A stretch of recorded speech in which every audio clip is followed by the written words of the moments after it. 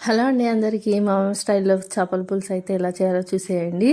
ముందైతే పల్లీలు, నువ్వులు, ధనియాలు, కొంచెం మెంతులు, కొన్ని జీలకర్ర, కొంచెం కొబ్బరి, ఇవన్నీ అయితే ఒకటి ఒకటి వేయించుకోవాలి. వేయించుకొని పక్కన పెట్టేసుకోవాలి. వేయించుకొని అవన్నీ మిక్సీ పట్టేసుకోవాలి. మనం ఫిష్ అయితే ముందే పసుపు, ఉప్పు, కారం, అల్లం పేస్ట్ వేసి కలిపి పెట్టేసుకున్నాను. ఇందులో మెయిన్ ఇంగ్రీడియంట్ ఏంటంటే ఆనియన్ బాగా వేయించాలి.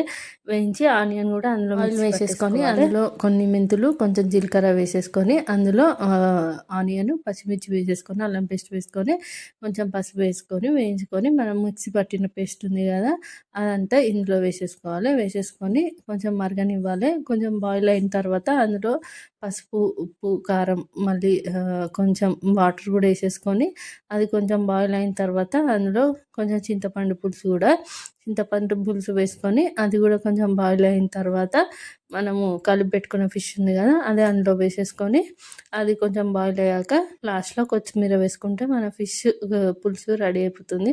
చాలా అంటే చాలా టేస్టీగా ఉంటుంది. మా అమ్మమ్మ స్టైల్లో ఇది మా అందరి ఫేవరెట్. ఒకసారి ట్రై చేయండి. సబ్స్క్రైబ్ చేసుకోండి అబ్బా, నచ్చితే లైక్ చేయండి. బాయ్.